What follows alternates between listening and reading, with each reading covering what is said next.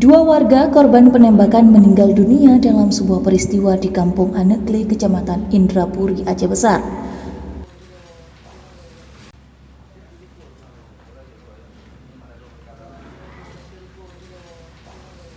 Korban adalah Maimun, 38 tahun, dan Ridwan, 38 tahun, dengan profesi sebagai petani dan wira swasta.